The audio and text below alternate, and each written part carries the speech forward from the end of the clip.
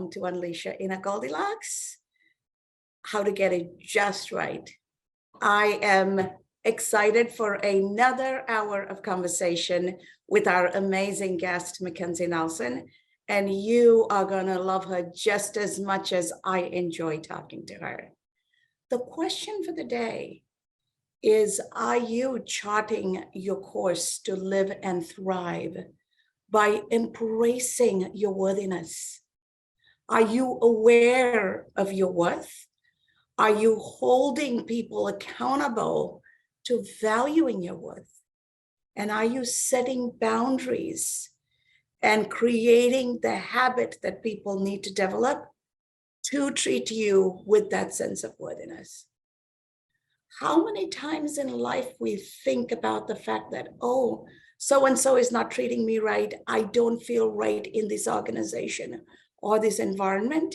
But how many times have we taken a step back and asked the question, what is the impression I'm getting, and am I allowing people to get away with treating me badly? Or am I setting up boundaries so that I am setting the parameters within which I will accept the treatment and accept that behavior from others?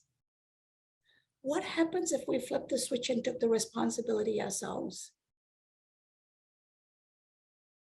And what would it take from our inner self to realize what we truly are worth instead of putting on the price tag that other people tell us belong on us?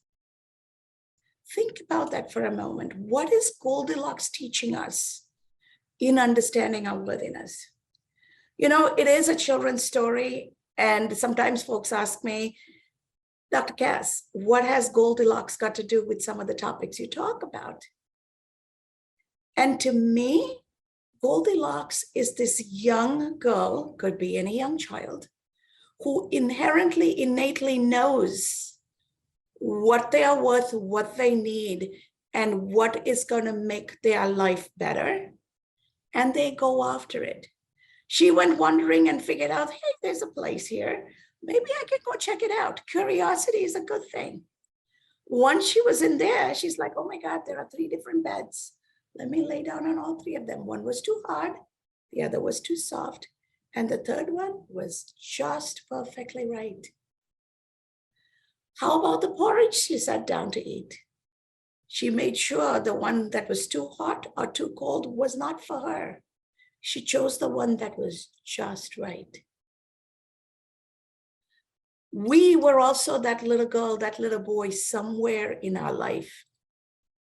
Preconditioning of society has made us think of us less and allow other people to create impressions of who we are, instead of taking our own identity the way we want to be and make that the boundaries. Have you ever spent time with a child, a puppy, a kitten? They're not going to let you treat the way you want to treat them. They will make you treat them the way they want to be treated. Even a kitten and even a puppy knows how to accomplish it. That means we inherently have it. We have it in us and we know it. But somehow we tell ourselves that we are not worth it. There's something wrong with us, and we take on the identity and the labels other people tell us. You know, research shows that over 75% of children, if you ask them to finish the sentence, I am, they finish it with, I am stupid, I am dumb, I am ugly, I am fat, all negative thoughts. Children don't think of these by themselves. Some adult is telling them, and they are absorbing that and making that their identity. And then we grow up embracing that. And then we spend hours in counseling and hours in therapy trying to shed that. So also a message to the parents and all the adults. Give that positive reinforcement. If you want to correct a child, correct the behavior. Don't blame the child, because you are inadvertently passing on an identity that they're going to embrace, whether you want it or not, because they trust you. So Goldilocks is reminding me that my identity, what I want, how I want to live life, is up to me to choose. And when I choose, I'm setting the stage for everybody else to play with that rules of engagement. Just like you have American football and the rest of the world football, we may call it football, but we have to be very specific of which football we're playing so that we know what the rules of the game are. Same in life. What are the rules of engagement? And how am I setting my rules of engagement so that I live a life I am worthy of? I live a life that I was created to live, because no two of us were made alike. We are each unique. We are each a gift from the universe. And how do we embrace ourselves and accept ourselves give the others permission to engage with us the same way. So keeping that idea and the wisdom that I get from Goldilocks, let's get this conversation started. MacKenzie, welcome to Unleash Your Inner Goldilocks. Thank you so much, Dr. Kaz. I am thrilled to be a part of this very important conversation today about worthiness, and couldn't be happier to be here. Thank you. Thank you so much. MacKenzie, you are coming out of a magnificent book you had just published. Yes, I did. And so I want us to first take a moment and talk about what prompted you to write that book. And in the process of writing, what self-discovery did you make, and how did that allow you to catapult your own identity and the way you engage with the world differently? Well, those are really great questions. I guess what really prompted me to start the journey of writing my book, I had a spiritual encounter overnight. Prior to that, I walked out a chronic health battle for a few years where I would go to doctor's appointment after doctor's appointment, just horrible pain in my jaw, my back, my neck, just out of nowhere seemingly. And I was trying to get to the bottom of that, bouncing from 3 to 5 different doctor's appointments in a given week, different specialists, and just coming up short every time, not figuring out what had switched, what happened. And this dove me deeper into trying to understand, the universe and God and my part in it. Because if I'm hurting this bad and no people can give me answers, then I'm desperate for them. Who do you turn to? Well, I was just crying out every day at my kitchen table, like, you got to help me figure this out. Like, I have 2 children, I'm married, I cannot afford to be missing my life. So after this encounter, I heard write 3 pages a day. So I started this process of journaling, which was about a 3-year process where I was journaling 3 pages a day for 3 years. And what I uncovered in that process was that, I didn't really know myself. I didn't know my story. I knew a story that someone else had told me. My mother had taught me this was my story. And in so many ways ensured I stuck to her version of who she said I was. And I realized I never actually discovered who I was.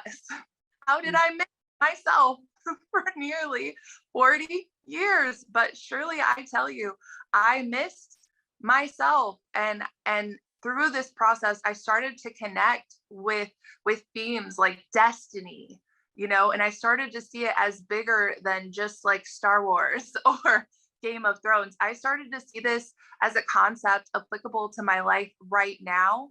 And worthiness, what was the dialogue going on inside my head? What did I think about me? Not based on what someone else said about me, but simply what did I think about who I was? And I had never invested the time before I started this journaling process. And slowly but surely, I started to emerge from the pages. And I felt led to bring it to the masses in this book, My Father's Feathers, a journey of transformation and healing, 1 feather at a time. I also have a journal that accompanies it for 3 pages a day for anyone wanting to go on their own healing journey and try to discover who they are. And I love how you talked about Goldilocks, right? How she had to go and test all the different porridges. There's nothing wrong in life with journeying, right? And learning that, through our failures, they are opportunities where we get to uncover and discover the things that suit us, maybe the things that don't, but it is the bravery in the effort, in the trying, in the experimenting that has really propelled me forward to bring my message out, to encourage others to not be afraid. You just don't know until you actually put yourself out there. Absolutely. And that is such a beautiful journey, and it's never late to take that, right? It doesn't matter whether you're lucky enough to take it at 10, 20, even at 40 or 50 or 60, take it. Because the journey not taken is the opportunity for a life not lived. And I always believe that we are each a flower, and we all will bloom in our respective seasons. I love There is that. no beautiful garden if they all bloomed at the same time and they all looked alike. We need flowers to bloom in all seasons. So don't put yourself on a time clock of somebody else. When it's time for you, bloom, and then rejoice and let the world see the beauty of it. And to me, that is what's important. And it's so powerful, MacKenzie, that you took this journey later in life as a mom, because being a mom pushed you to care about this more than you did as a single woman, because now you had children who are modeling after you. So talk about that journey, about being a mother and finding out who you are and how you're connecting with yourself. And how does that allow you to show up for your children? And how are your children transforming? Because they see their mom turn into this beautiful butterfly. Well, that's another great question. You are so good at this, by the way. So my children, for me, the best thing about going through this healing journey and learning the insights about me and the values that I hold dear was I got to think more about how I was extending those same values that are important to me to my children. And really what we do at home and how my relationships with them have really changed is we have one rule in our home, and that's be respectful. And that is it. As long as you are respecting yourself and others, we are going to be golden. But the second you're not respecting yourself or someone else, we'll have a problem, and then we'll have to initiate some form of punishment. So you can understand that you have to respect yourself first. You have to know your own worthiness to extend that to other people. And I am always telling them, I love you no matter what, but the like is optional. You get to earn the like, but always know I love you. Even when you are acting in an unlikable manner, you are always embraced. Because growing up, my behavior, my emotions dictated and fluctuated. And to my mother, that was the criteria you were judged on. Her love was conditional. So for me, the biggest thing that I have learned that has really uplifted my children is letting them know over and over every day, I love you no matter what. You're my kid. You just get that. And so does everyone else out there in the world, but I like to tell people that like is optional, right? We gotta keep respecting one another to keep liking one another. But I truly can say I do my best to love everyone. And my children know that. Even growing up, if I spilled something, I got screamed at. It was like the worst thing ever. You made a mistake. How dare you? In my house, I say, we can replace things, not people. And accidents happen, and they are learning opportunities, right? And that has switched the dynamic in our home in more ways than one, to where you can see, prior to me going on this journey, I was really just kind of passing down a lot of the traits I had acquired from my mother's style without even realizing that this is how I'm parenting, just like how she raised me. And the checks in me were like, wait, this doesn't, as things are happening, I'm like, this doesn't really feel good, like something is wrong here. So my children really enabled me to see, that something was off. and having kids as a mother, and that love I had for them brought me to a higher accountability in conversations with them, and just making sure they're loved and knowing that at all times. And there's nothing they have to do. They already have it. They didn't have to earn it.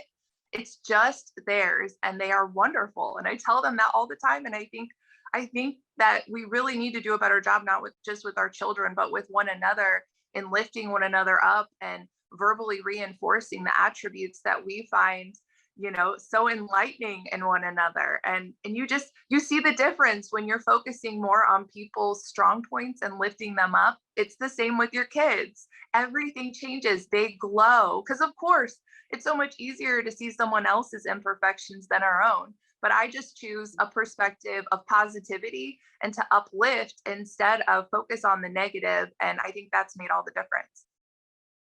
Absolutely. And I love the approach that the love is unconditional, but the like is earned. Yes, the like. And that is a beautiful distinction. And I hope folks who are listening are paying very close attention, because that's a nice way to instill behavior without breaking down the spirit. I absolutely love that approach. Thank you for sharing that, MacKenzie. The other thought that comes to my mind is respect is also in the environment based on how the spouses treat each other. This is a conversation I have with my husband all the time, and respect may differ culturally. What is considered respect in one culture may be completely disrespectful in another. And because my husband and I come from a polar opposite cultures, total East and West, language difference, religion difference, cultural difference, all of it, we have this conversation about what are we showing the world and giving permission in a way to treat our spouse the way we are treating our spouse. People don't realize that. And in a lot of male dominant cultures, the notion is that the woman has to, men grew up with their moms doing everything in the house, but they also want a working wife. That's right. So they expect you to look beautiful and tick all the boxes for them, just like the woman they fell in love with.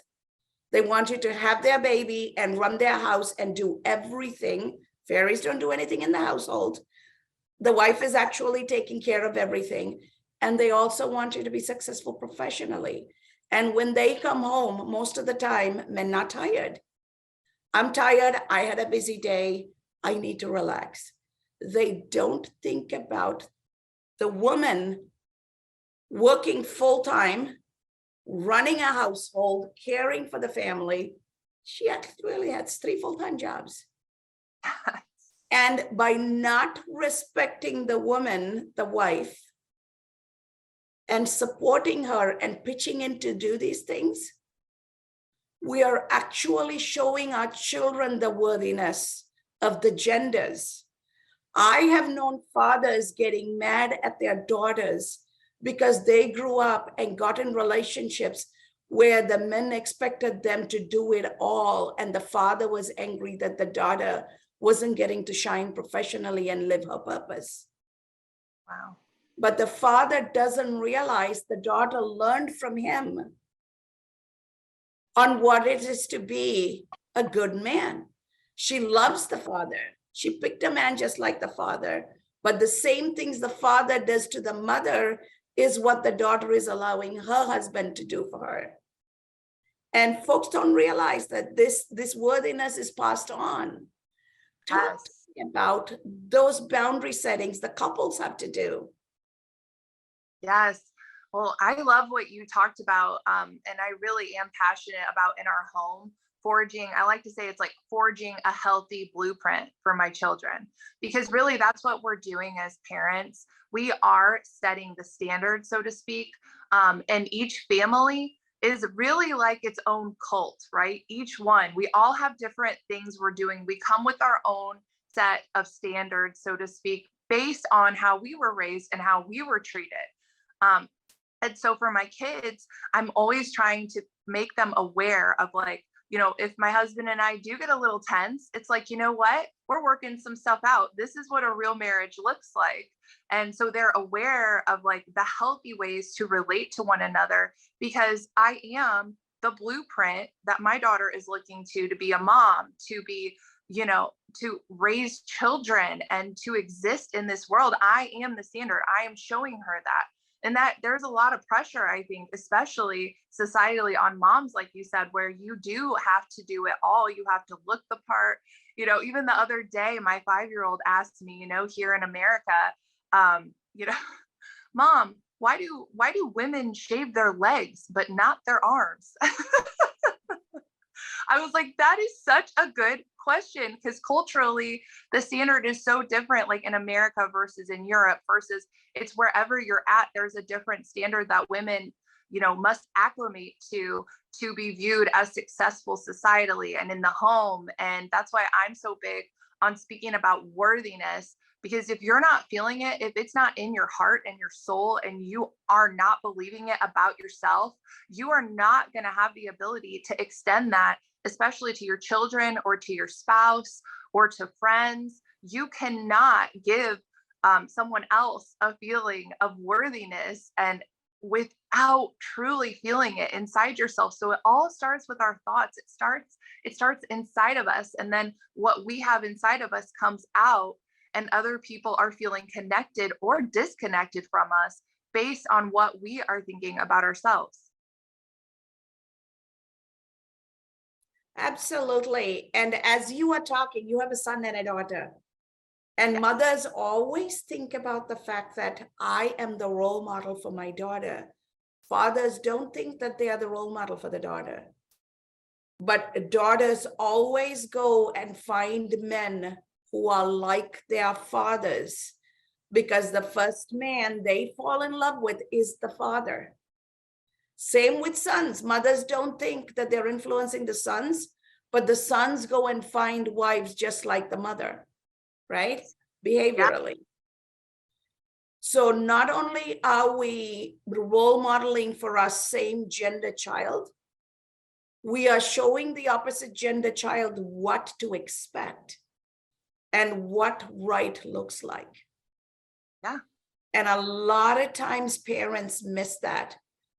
When the mother and the father don't respect each other, the sons are learning this is how you treat every woman in life, because this is how it was in our house.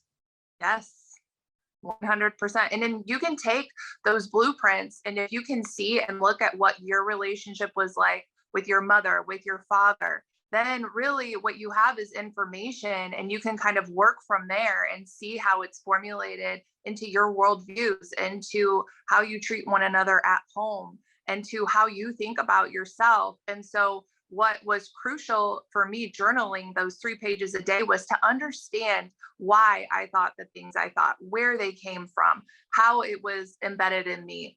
And then it was really just an unlearning process for me of understanding. And that's the thing, worthiness is a journey, right? If you're especially from a background like I was, where you were taught so heavily that you were very not worthy, everything you did was wrong, you're going to have to take some time to heal and to go through a process, and, just to plant yourself firmly in that present moment and be intentional, thinking about, I do have something to say. I matter. I'm worthy. And to capitalize on the present moment where all the opportunities are. And then you start to grow, you start to bloom, right? And you start to shine. And it doesn't matter how old you are. This can happen at any age. Throw all of that out the window and start getting excited about your life. Whether you're young, old, you're still here. You got living to do. There's present moments, and you should be capitalizing. Absolutely. Absolutely. And this worthiness comes with us outside of the family, outside of the household. Talk to me about how the worthiness starts affecting people in the workplace and the team dynamics. Because that's also there. That's real. That is real, definitely. I really do believe that you can teach people how to treat you. So to speak, if you are currently in a workplace, in a position where you feel undervalued, devalued. My best advice in that dynamic would be to understand what it is you bring to the table, to search your soul, to search what are the qualities that you're bringing every day to this job, and how do you feel about where you're at, not based on maybe what your boss says or your coworkers say, but what do you think about you and how you're performing? Because it's easy in a system like a workplace to feel like everyone feels a certain way, but just because everyone feels that way, it doesn't mean that that's actually who you are or how you are. That's why it's so important, even in the workplace, to carry that value, to know and to respond from a place of who you are, not how you feel. Because a lot of times work can be stressful, right?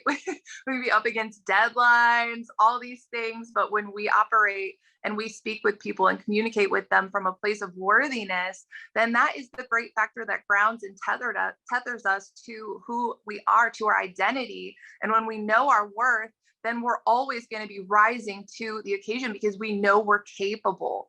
And if you don't know that, then you're missing out at your job, maybe on promotions, with better relationships with coworkers, with getting more respect. And with respect comes worthiness. They're all tied together. So if you don't have worthiness, you're not going to feel respected. And then that's going to make your days a lot harder and you're going to be a lot grumpier overall. Very much so. So I am going to go to a place where the whole world is challenged today. We have this global movement, an uprising of women standing up and saying, you will not treat us this way. We are worthy. We are worth more than the price tag you've put on our lives. We're more than a womb. We are more than household slaves. We are more than all these tasks we do. We are human. You will respect us. You will give us dignity, and you will allow us to make choices because we are human and we are intelligent. We are living in a world where people can choose whether to wear a mask or not, but a woman cannot choose anything about her life or her body. And that is appalling to me.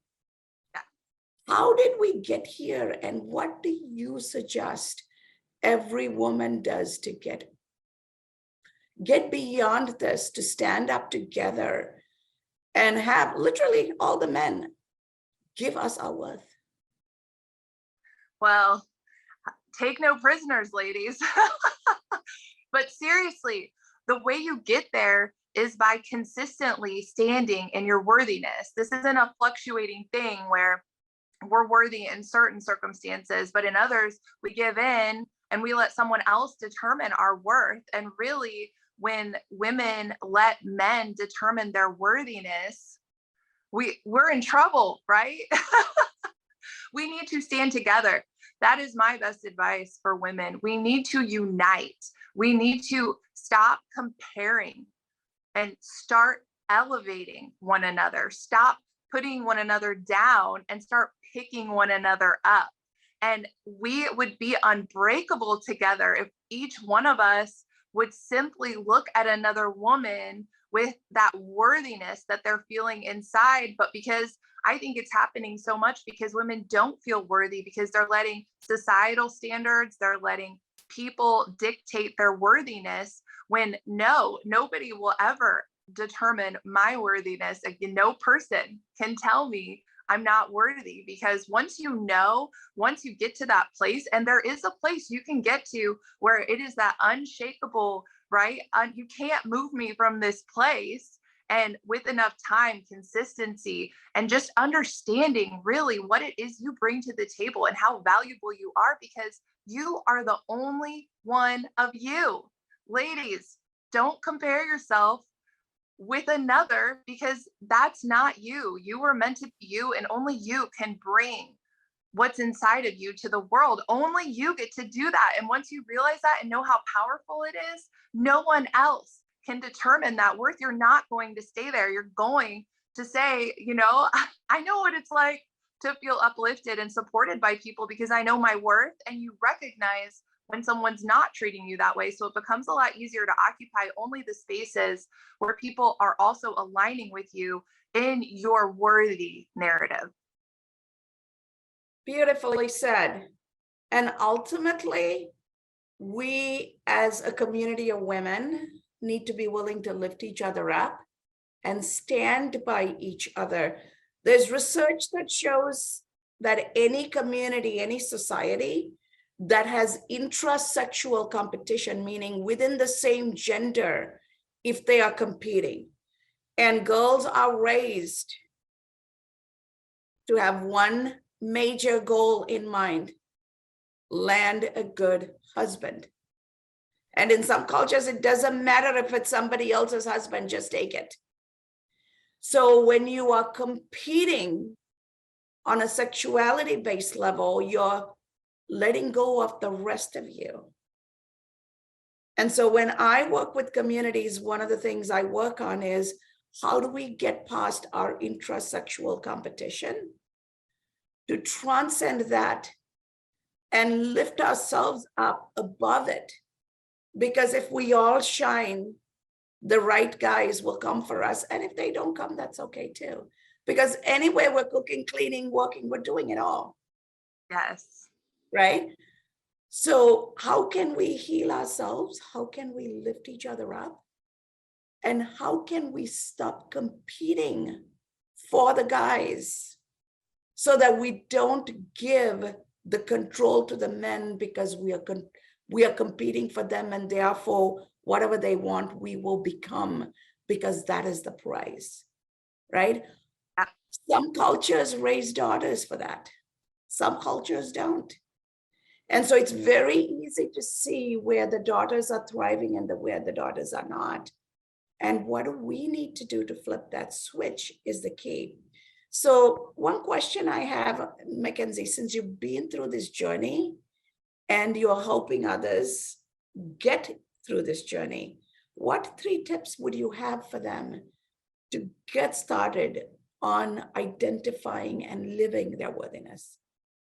Well, that's a really good question. I would say the first step would be step 1, examine your mother as a person, her tendencies, what she taught you, how you were treated, and hold that up, right? Hold that up in a mirror and see how you've aligned. If your mother was wonderful and she made you feel worthy and loved, it will probably be a much easier journey for you than someone who has to combat against the negative narrative. And unfortunately, I feel like more often than not, if it's not even the mother instilling that in you, you're picking up societal cues, right? You know, just like in American culture all around us, it's always more is more.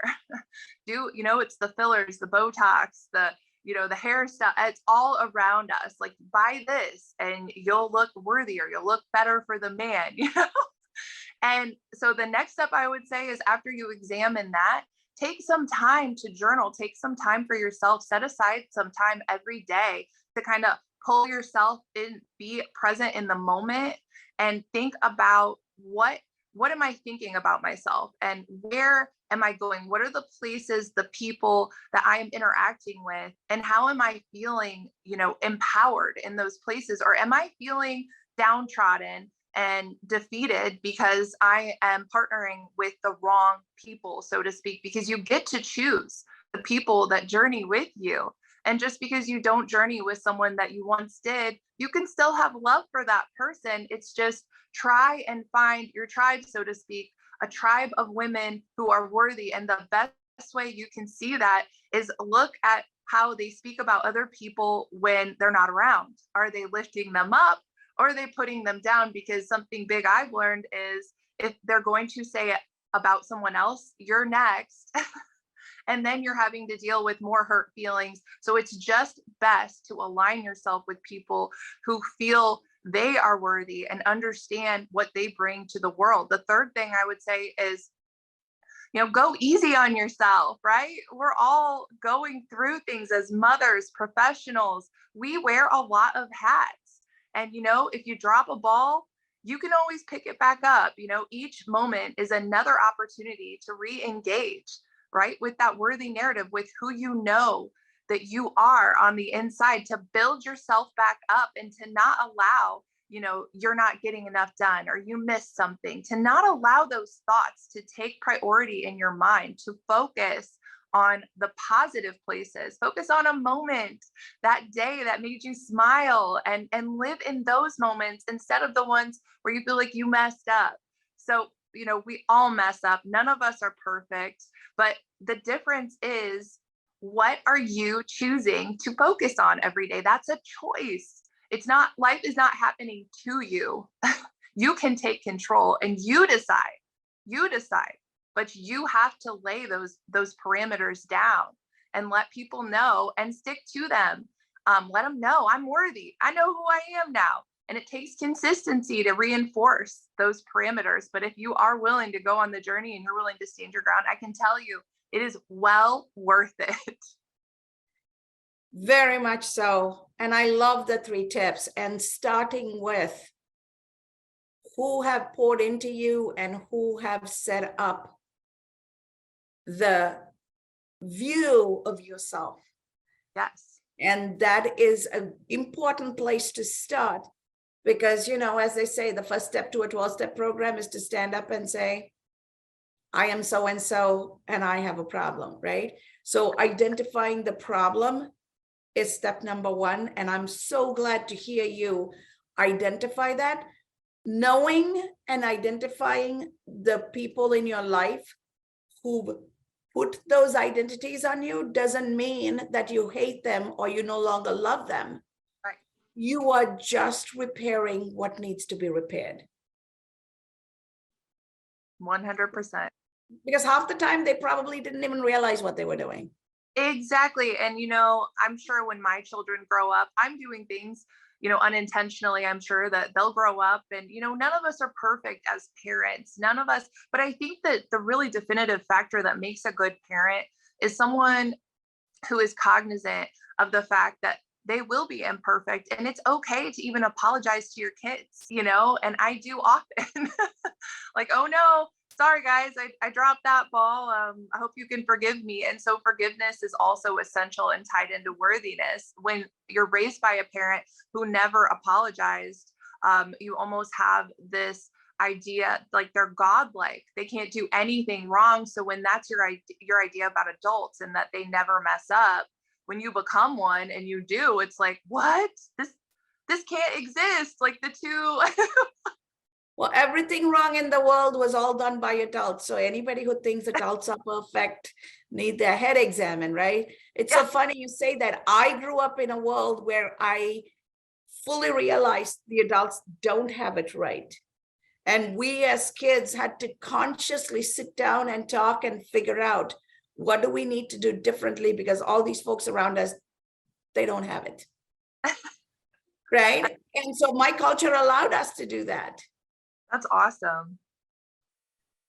And I'm so grateful for it. Right? Yes. And we could have a conversation with mom and dad saying, you know what?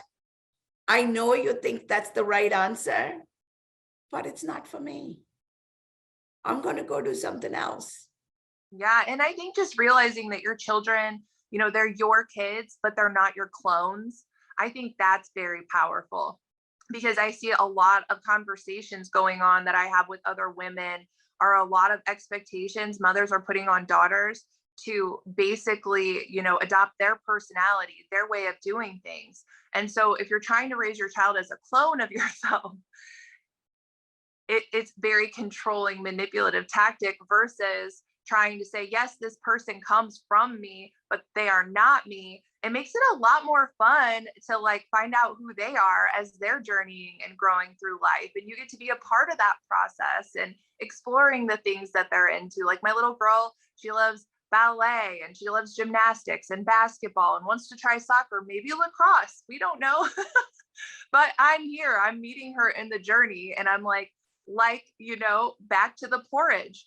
This might not be your thing, honey. You might not like gymnastics. I'm 6'2". You probably won't be sticking with that very long, because you'll probably be around 5'11". But knowing that, I'm still like, you can have fun with this. There are I don't put limits on my children or on myself. And I think when you know you're worthy, that's something else that is really fun to discover, is the limits that you had on yourself that were so confining and just making you feel depleted all the time. You're energized because you're like, who knows what today will bring, instead of who knows what today will bring. Precisely. And when you said soccer, I have to open this conversation up because we have Cruz here, who is the vice president of the Football Federation of Belize, and he is joining us from Belize. Hey, Cruz, as you are listening to this conversation and you're a dad to a daughter and a son, and you are a businessman, you are a former banker, you're a husband, you're a son, talk to us about what comes to your mind about worthiness in terms of you, and then also what you're seeing your children growing up into. Hi, good morning, Doc, and good morning to our guest, Miss MacKenzie.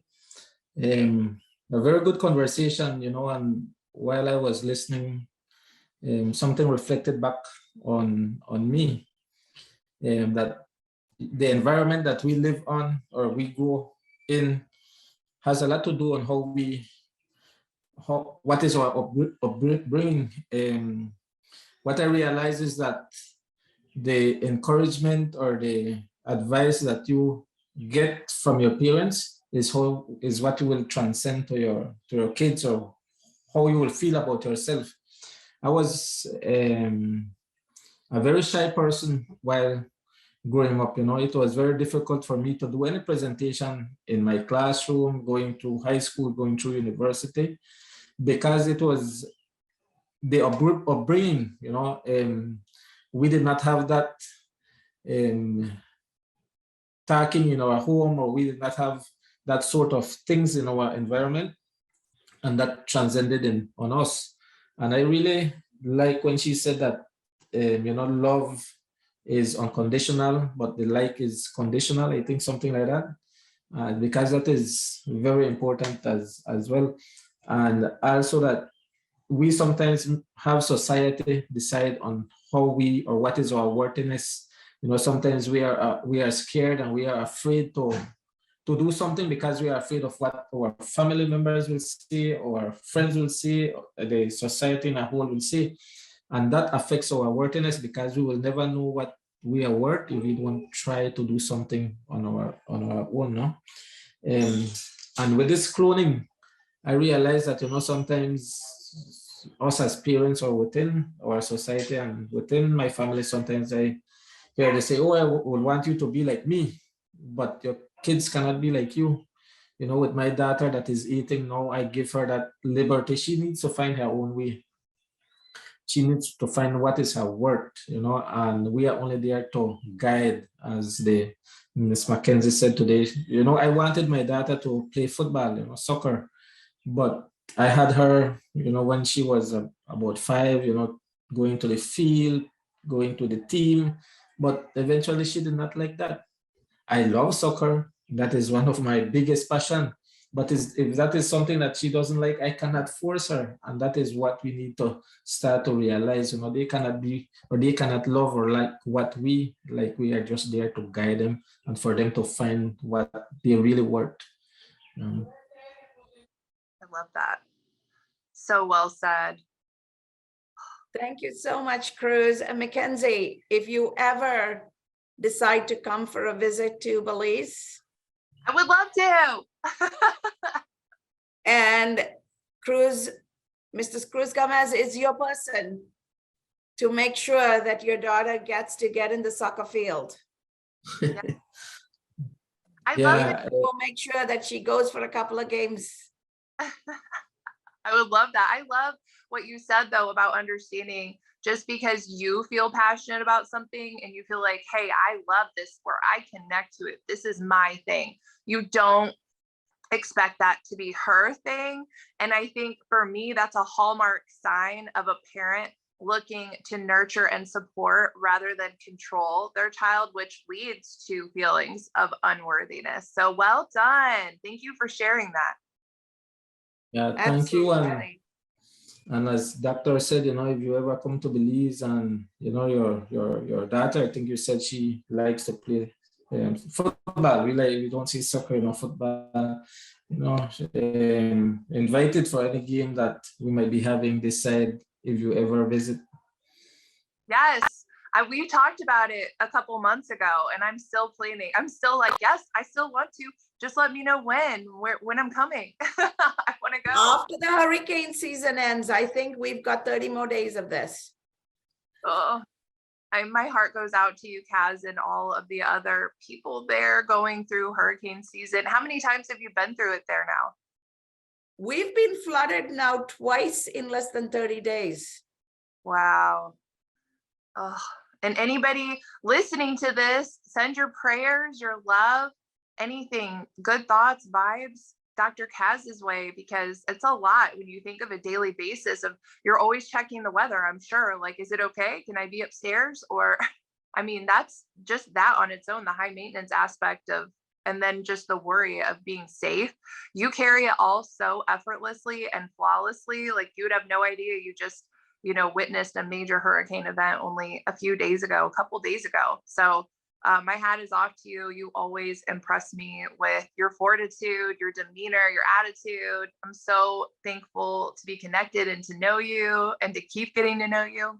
It's such a treat. My pleasure, MacKenzie. And truly, the people are a very resilient people. And that is the one thing I will say about countries like Belize, the poor countries. The rich, developed part of the world doesn't realize that the poor country people are actually wealthy in a different way. And children will point out very quickly, we may not be money rich, but we're rich in every other way. And people care about people. People will show up to help people. And just yesterday, the kid in the neighborhood was telling me, we're very rich even in mahogany. Other countries came and colonized us to take our mahogany. We're very rich. They just took all our stuff away.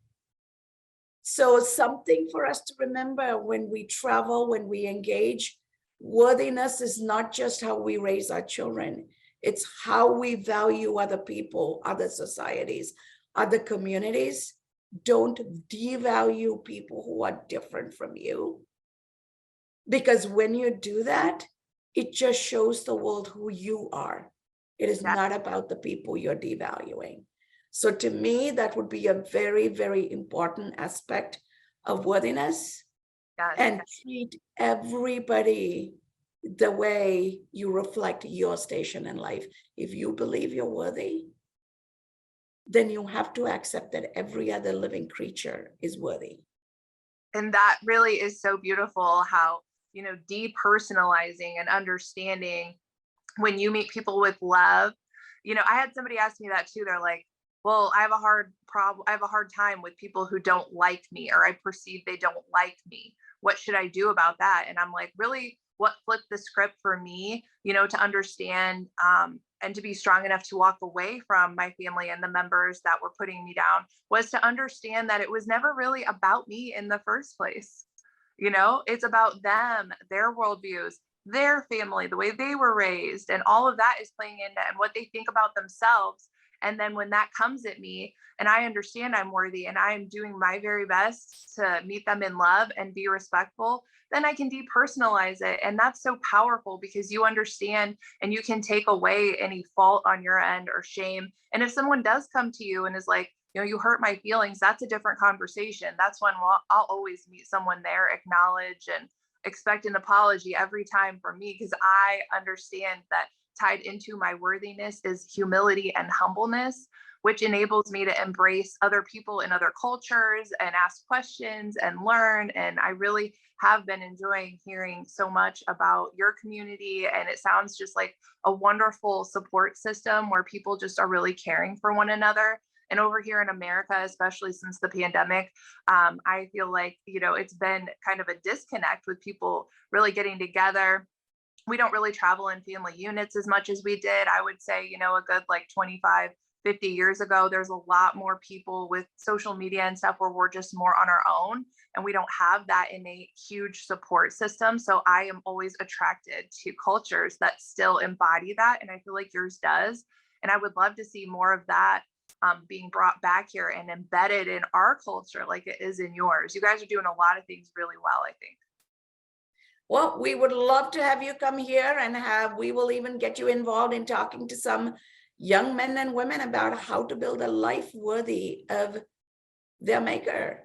They were made for a reason, and how to live worthy and giving thanks to that gift of life. So as we bring this to a close, MacKenzie, can you share with us how the community can reach you and stay connected with you? Well, you can reach me. I have a website, www.mackenzieknelson.com, K-A-Y Nelson. You can look me up on Facebook. I also have a YouTube channel and a podcast that I'd love to have you on sometime too, Dr. Kaz, called High Voltage. I'm also kind of entwined right now with Kaz. So if you go to her stuff, you'll see my stuff, which I love and is the biggest compliment in the whole world to be considered on that level with you, such a professional, amazing person. So yeah, you can find me anywhere. I'm on like Instagram, Snapchat, Twitter. I'm everywhere. We're going to change the world. I know. First, we have to stop Elon Musk from trying to do things bad with Twitter, though. But thank you so much for giving this hour this morning to talk about worthiness. It is such a personal and deeply meaningful element of each of our lives and how we show up in the world and make or break the lives of others. And I'm glad we went to these places that we went in this conversation. And I so appreciate you being open to having this conversation in a real and meaningful way. And as we talked about, we are grateful to the community that supports us. We are grateful for everybody who lifts us up. And in fact, we're grateful for people who remind us that we are better than the labels they put on us. We are worthier than how they treat us, because it truly allows us to go and take a journey within and come out saying, you know what? No, we don't give you permission to do that. That is not who I am. That is who you are. Remember, even those people are helping us transform. And maybe in our own way, we can show them how they can take the inner light in themselves and see the good in them so that they can flip the script and start becoming the positive person that they were meant to be. Remember, every human interaction is an opportunity for our transformation. So go out there, meet people, get to know each other, share your worthiness, and lift up the worthiness of others so that in this process, we can transform others and ourselves. So beautiful. Thank you again, Kaz. You just have a way with your words that I could listen to forever. Thank you. Thank you so much, and have a beautiful rest of the weekend. You too. What a pleasure to be here today. I'll talk to you soon.